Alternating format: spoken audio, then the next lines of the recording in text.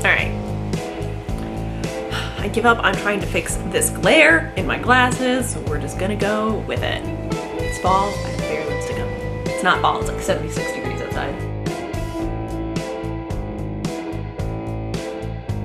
Hello, and welcome to the Once Upon a Corgi podcast. This is a crafty, puppy-interrupted podcast coming to you from Southern Connecticut. I am your human host, Gabby, and you can find me everywhere online as Gabbigales and all my hand-dyed yarn at OnceUponACorgi and OnceUponACorgi.com.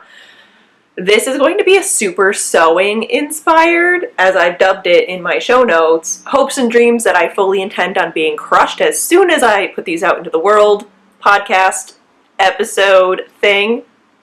It's episode 122, I believe, or 3. Episode 123. I swear, I mean to talk about this all the time. Yeah. There goes my intro. It's gone now. It's all gone. Before we get into the making, we do have the pumpkin make-along going on. It is over on Instagram using the hashtag PumpkinMAL2020.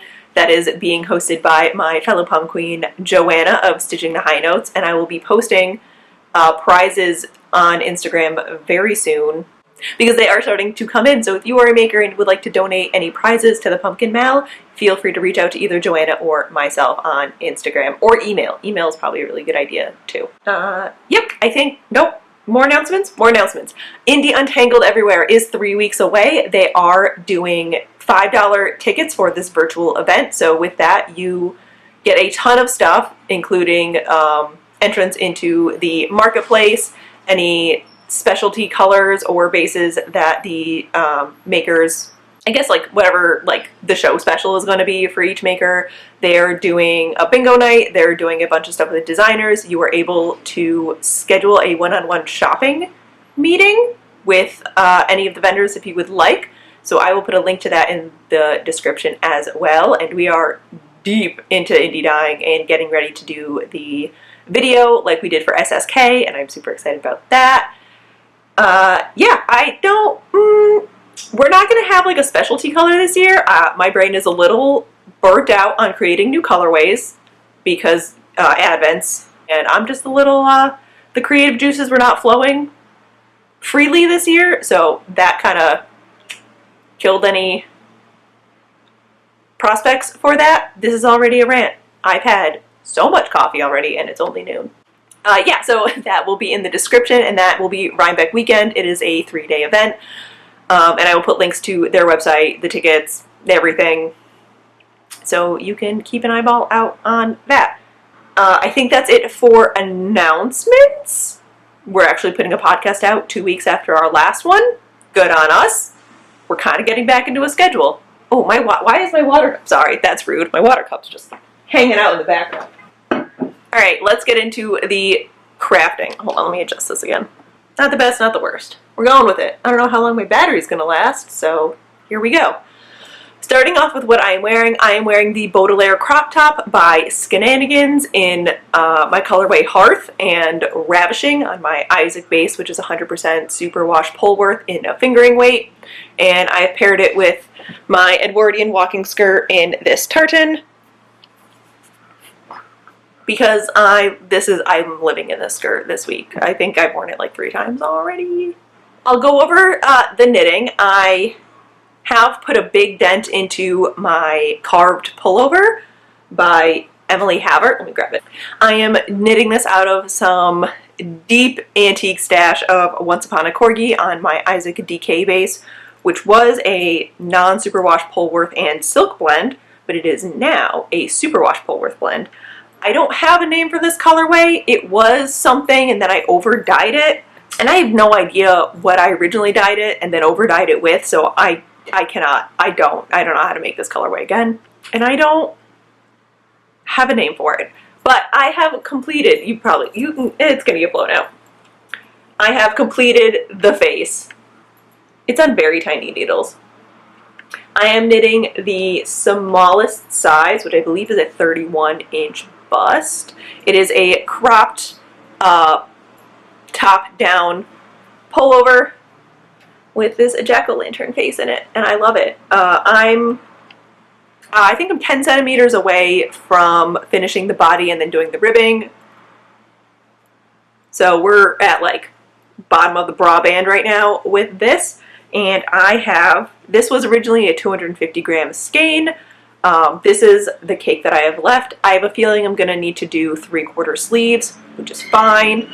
If I have to do contrasting cuffs and ribbing on the bottom, I don't think I'll be that mad either. But we'll see. This is one of those like never-ending cakes. I got through, I think, to here with the first skein, and it's about split into two. My ball winder can't handle 250 grams of a DK weight, so I had to split it up. And I'm knitting this on size 6 Knitter's Pride Nova Platina needles, and using my little Sassafras stitch markers, which they're just giving me forest life right now, and my good old fashioned, who am I?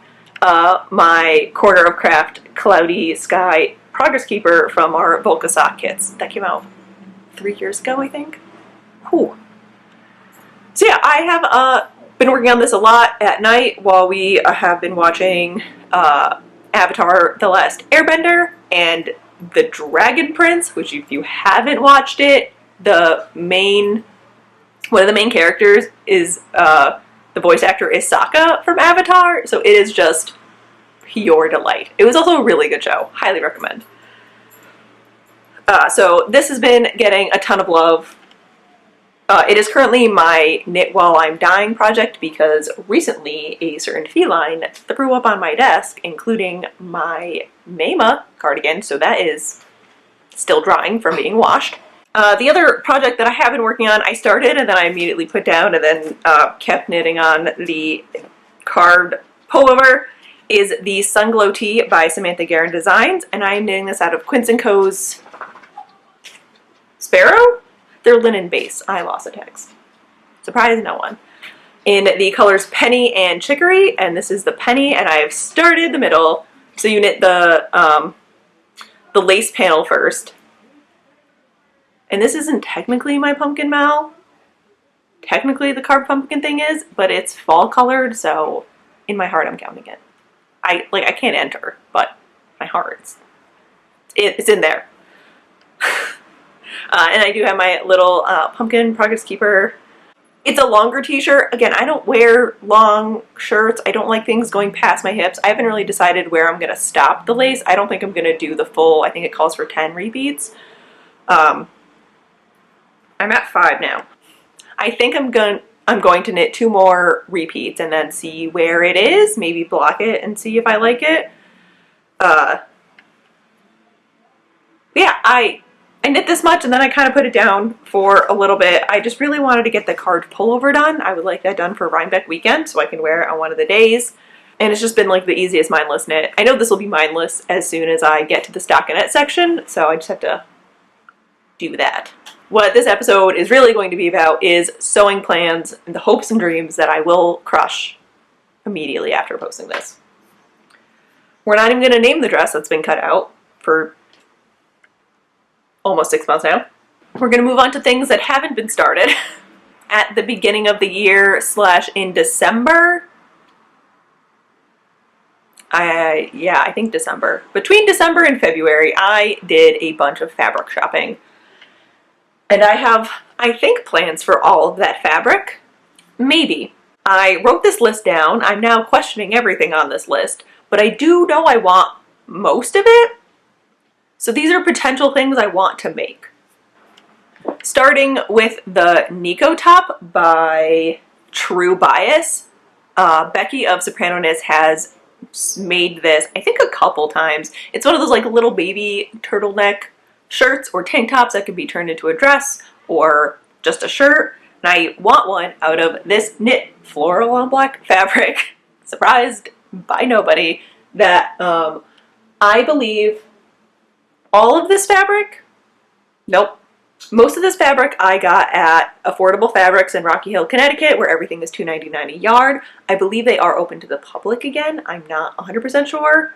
I haven't tempted fate to drive up there and see. Yeah, I'll explain each one when I get there. So this is floral on black knit, and it's super soft. So I do want a Nikko top out of this. I have 3 yards, so I have enough that I could make a dress and a top, or a dress and one of the pencil skirts by Knits for Pirates, which I 100% plan on making out of this as well.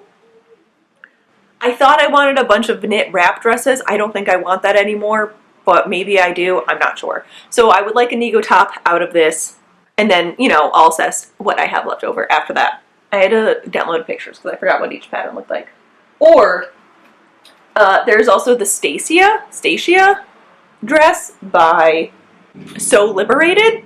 I could do this out of that too, or wait for it, this, which is a velvet knit floral on black. I believe I also have about 3 yards of this, so this could be the Stasia dress. Or no, I don't know. I do want a pencil skirt out of this, that's 100% sure. Basically, this video is just proving that I don't know what I want, but I want to make something, I think. But I don't think that thing is the Robe Bluet right now. God damn. Yeah, the sewing bug has hit. I'm super deep into like the dark academia aesthetic for this year. It's, I just want to be like warm, dark aesthetic librarian who also happens to live on like the edge of the Fae realm. So I can like live in a small magical thatched roof cottage, but work in a large stone library. So if you know a place that does that, please tell me so I can immediately move there. Yeah, so this could also be the Stasia dress or the Nikko top. No, I think I like this one for the Nikko top better. Yeah. Yeah, so I would like a dress out of this one, and also a pencil skirt. Maybe an Agnes top. Okay, stop. So those are my 2 floral and black knit ideas. But there's also the Heather dress by Sew Over at London, and I do have that pattern. And I meant to make that dress out of the gray bird fabric, but then I discovered the Bateen dress. So I could also do a Bateen dress out of either of these. Cool, great. Now, all of this is for nothing? Nothing. Great. There's also the Doris skirt, which is a high-waisted pencil skirt with like a wrapped waistband. And that is by... I just wrote down sewing patterns in my show notes. I don't think that's it. I'll put whatever it is up on the screen. I do want to make one of those. I do love the Knits for Pirates pencil skirt, but I think it would be fun to try and try a new pattern. But I also have approximately 8 to 10 yards of this crushed black velvet knit fabric. I did make an Agnes top out of this for the rehearsal dinner outfit, which I've worn a couple times now. And I believe I bought between 6 and 8 yards as the tablecloth for our dessert table for the wedding. So I have a ton of this fabric. And that was kind of my goal when doing the wedding planning. All the fabric we needed, I made sure I just bought fabric I would use it as clothing afterwards. So then I wasn't stuck with tablecloths. I now just have a very large fabric stash. So I would like to do, I think maybe Doris skirt out of this. I think that'd be like super nice. Little black pencil skirt. Could pair well with everything, like more knit floral on black tops. See where I'm going with this? I would also really like to make I think this is the like I want a wrap dress, but I don't. I think I want to make the Matilda wrap dress out of this. I would love to make it out of a burgundy velvet, but I don't have any of that left over from any of my dresses. I'm like, I don't really want to take apart a dress to make it, but I do, but I don't. Anyway, I think this would be super nice in that. It'd be nice like holiday-ish time / just like spooky classy. Is that a new aesthetic? I hope so. I'll get into that after. This is everyday clothing sewing time. I also do want to make more Edwardian walking skirts, the one I'm wearing now.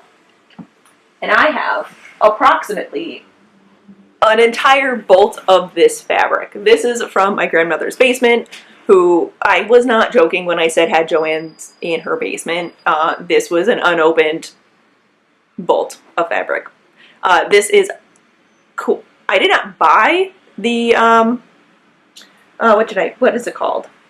The high to low wrap skirt that I made for a wedding in October of last year is out of the same fabric. I did not get that fabric from this bolt. I bought that fabric separately at Affordable Fabrics. My grandmother did go to Affordable Fabrics all the time. That's where she got most of her quilting fabric and some of her apparel-y fabric stuff, if it was after like the 80s. So I have so much of this. So I do want to make an Edwardian walking skirt out of this. I think I also want to make a blouse out of this. And I do want to make a so if you watch this podcast, there's a chance you also watch the Bullenbein podcast with Kristen, and she has recently, by recently I mean like the past year, but it's quarantine times and time isn't real anymore, has gotten into history bounding, so incorporating historical fashion or pieces into everyday wear, and I am wanting to do a similar thing. Definitely with the Edwardian, Victorian era kind of stuff, but also, I lost the book. My era is the mid to late Tudor era, a dabble in the Elizabethan. I love Tudor gowns, my favorite. So I would like to make a more modern Tudor inspired dress. I am in the process of kind of, not designing it, but working on it. My biggest snafu right now is closures. I don't want to just put a zipper in the back, but I'm not sure how to incorporate the closures without making the skirt and the top separate. A lot of the pieces were separates, but I don't want it to be a separate. So I am fiddling around with the closures. I am using the Tudor Tailor by Nina McCauley and Jane Malcolm Davies. I hope I'm saying those right. I'm probably not.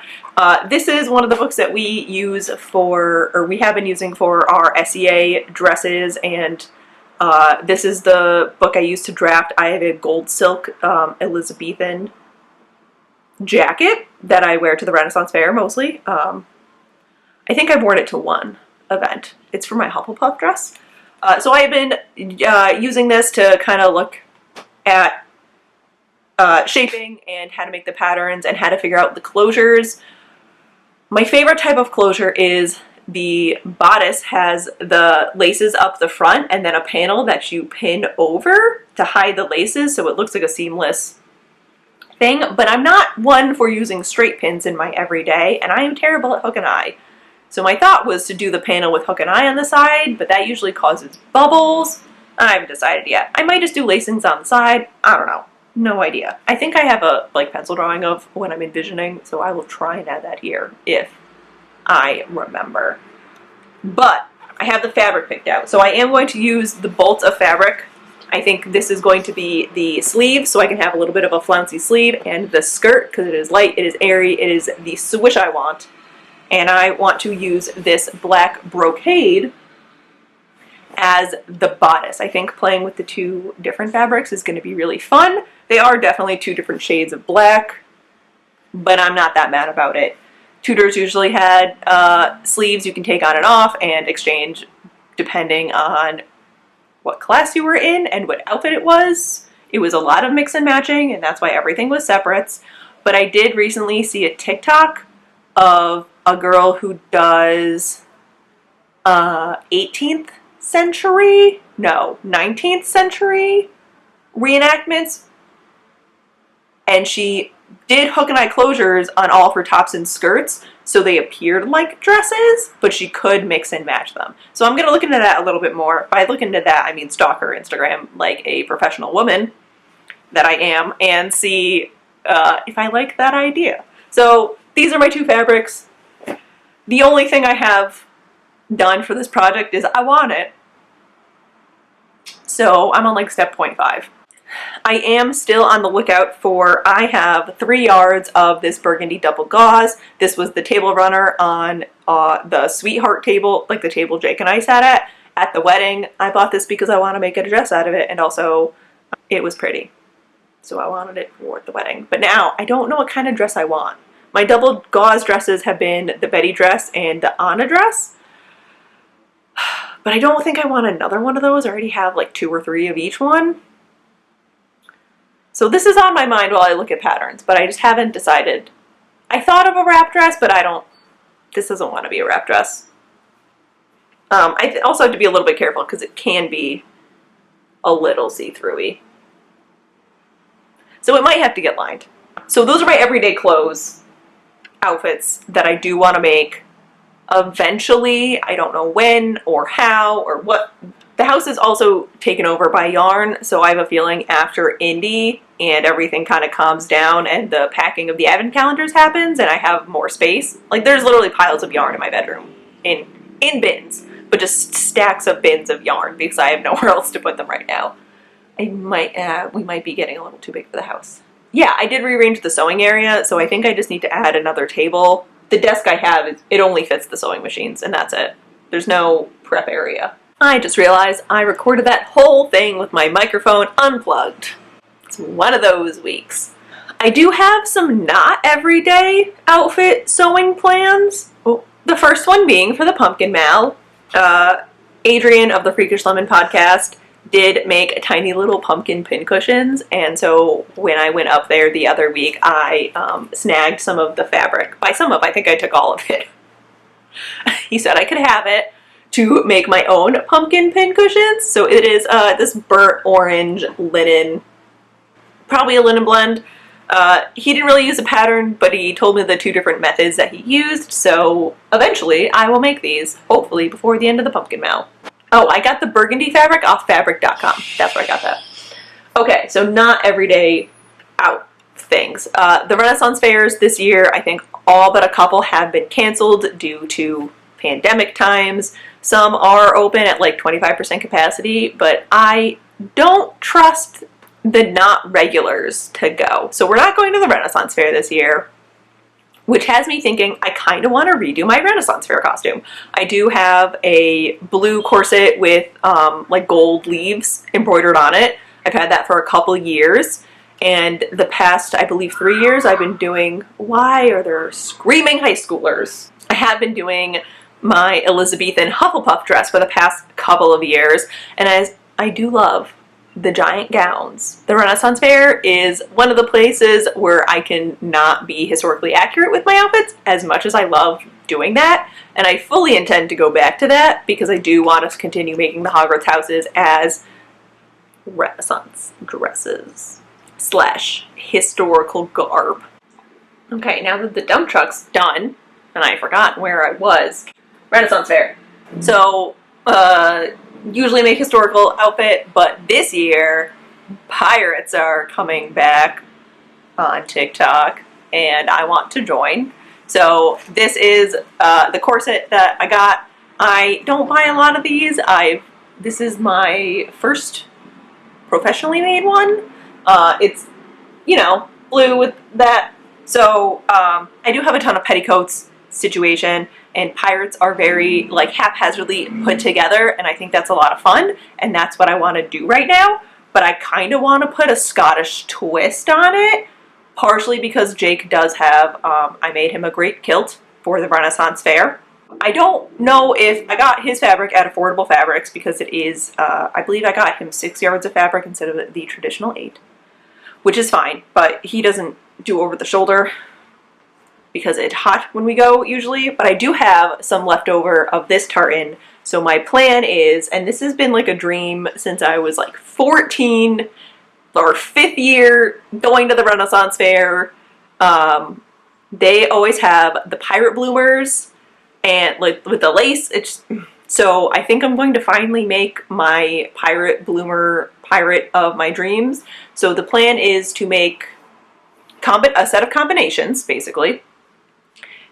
Once again, so the plan is to do a set of combinations to make a pirate shirt out of this, and I think I'm going to try and do the Bernadette Banner pirate recipe because she did put one out recently. and then do a lace petticoat layer. I haven't decided on the fabric for that one. I'm gonna see what's in my stash. I do have a ton of lace left over from my grandmother's stash. And then I do have a teal blue and a black petticoat. I also have a mustard yellow weird dress hybrid that I made for Renaissance fairs when I got my first bodice. So I think I'm going to take that apart finally because it is very haphazardly made. It takes like 3 people to get me in and out of that thing. I think I'm going to turn that into a petticoat as well, and then do this as like the final layer. So the plan is to do like lace petticoat, 1 or 2 linen petticoats, and then this. And I do have like the skirt hikes for my belt, which basically just like hold your skirts up for you. They hike it up so you can see the bloomers. So basically like mid-thigh, a little bit above the knee situation. So my plan is to use those and do that so that you can see the layers.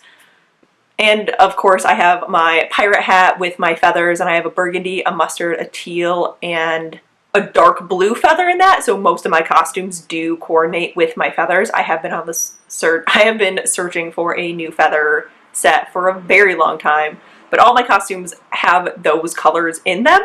And this kind of has the burgundy of it and the yellow, so I think it's going to match that quite nicely. And Jake has a mostly blue and burgundy tartan, so it will complement Jake's tartan but not totally match mine.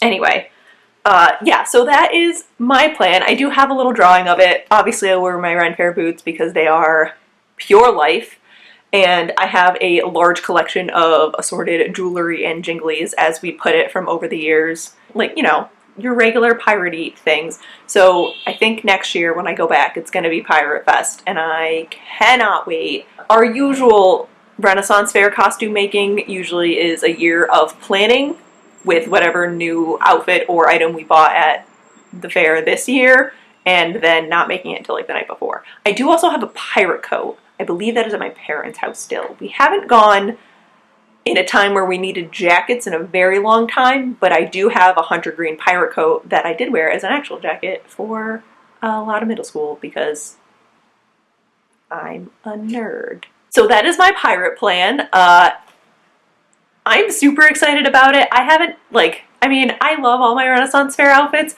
but I haven't had a very fun, like, run around and kind of one in a very long time. It's been a lot of, I had like a piratey inspired one with my bodice for a while, but with the SCA I've been going towards more like historically accurate things, and I do want to make another Tudor gown for it because I love the Tudor gowns that they have on like the actresses. I do want to make more. The 14th century dress I want to make, I don't think I ever will make it to the Renaissance Fair, but I would be so happy if I could just do like one photo shoot there with it. But that is a giant velvet mass, so I don't think that's gonna happen. So that is my Renaissance Fair outfit planning. Watching dragon prints and kind of just being on TikTok, which I don't have an account. I just watch them and save them to different Google Keep lists. I've just been diving into cosplayers again. So I really want to make a Rhea cosplay from the Dragon Prince. What I would wear it to, I don't know, besides my own couch. I also, because I have 8 yards of that crushed black velvet, desperately want to make Aylin's dragon dress from Queen of Shadows. Again, I have no idea where I would ever wear this besides my couch for optimum swanning. And I would just be running around so giddy, and Jake would not understand at all. Well, I'd probably drag him to a historical landmark somewhere in Connecticut so he can take photos of me. I also don't know how to sew a giant sequin dragon on the back of it. So have I kind of been YouTubing it a little bit? Yes. Do I make promises that I'm going to make this? Absolutely not. This is a big dream. I might just make the black velvet dress by itself because it's just a long sleeve, spooky chic black velvet dress. A friend of mine wore a similar one without the dragon, obviously, to my wedding, and I loved it so much. Yeah, so those are my non-everyday outfit makes that I want to make. I don't know why I want to make cosplays. I used to be very big into cosplays. My pride and joy was Sora from Kingdom Hearts. I don't know if I can find a photo. It is deep, deep in my space somewhere. Yeah, so I just want to make things, but I haven't made the time or set aside the energy. So those are all my hopes and dreams that I immediately will crush. The end. I have no time limit on these. I just want them. I do need to go through my wardrobe and kind of weed out the things I'm no longer wearing / I need to fix or no longer fit in, and decide what I'm going to do with those. Alright, so that is all of the crafting that I want to do and that I have been doing. So the rest of this will be beyond crafting. And if you are not here for any of that, thank you so much for watching. And if you are, let us continue on. As I said, a lot of recently has been watching Avatar: The Last Airbender and Legend of Korra again, and The Dragon Prince, which is just filled with so many key and delicious Avatar Easter eggs. Just cackling into the world. I did finish The Black Widow by Christopher Brookmeyer for my book club. I believe the meeting is next week. It was good. I did enjoy it. The first twist, like what I thought was going to be the big twist, did not come as a surprise to me at all. The second twist after that first twist, a little bit more surprising. I will give him that. I did enjoy it. It was a nice, like, light read. I don't know how murder mystery, that's the word I wanted, not fiction true crime. A murder mystery is a light read for me, but right now I just really want to read deep, dark, depressing YA novels. But I did enjoy it. I don't know if I'll read more of his stuff. I think maybe if I need like a palette cleanser, I'll do that, but I'm here for fantasy adventure right now. Yesterday, I walked around the house and said to myself, I'm going to cast on Crescent City. So that's where I am mentally. So I have started Crescent City by Sarah J. Maas. I am 126 pages in, and I am really enjoying it. This is another kind of like, it's less of a fairy tale and more of like a CSI episode, but with mythical beings, and I really like it. It's not dystopian. It's like Legend of Korra, but fae and more. That's all I could think of while I was reading this, which is like, oh my god, it's kind of like Legend of Korra. Like, it's a little bit more modern. It's more contemporary setting. It's a lot of information in like 3 chapters because it is a whole new world that you're not exploring like you were with Feyre, or like reintroducing a new part of the city like with Selena. It is, you're already in it with a character who has lived there for a long time and already has a grasp on how everything runs. So it was a lot of that. I really enjoyed the like first 5 chapters. The setup of everything reminded me of like college and living in the dirty cheap apartments that you do in college and like your ride or die crew. I'm so excited to read this again tonight. I don't want to work today because I just want to read this. It took me like 200 days to pick this up, and I'm really glad I did. It's a new side of Sarah J. Maas. I mean, I do love her for her medievalish fantasy things, but I'm also really enjoying this. I have seen the cover of Court of Silver Flames. Is that what it's called? Yeah. I have seen the cover. I have also seen the fan art version. The fan art version by Alithian Art on Instagram. I will link to that too. And she does plan on making book covers, and I want that one. I mean, Charlie Bowater is my ride or die for fan art for Sarah J. Maas, but I'm also thoroughly enjoying that. Yeah, I'm thoroughly enjoying this. I do, a friend of mine is reading Six of Crows, so when this is done, I think I'm going to reread Six of Crows and Crooked Kingdom and then go into Shadow and Bone because I just want some like dirty, grimy city YA. And then immediately work on. I have been working on compiling the list of book recommendations from Book Talk. Somebody in the comments on the last podcast said that I should do a wish list of them, and I am creating an Amazon list of them, so then all my recommendations are in one place, and then you can get them in whatever platform you want if you are also looking for recommendations.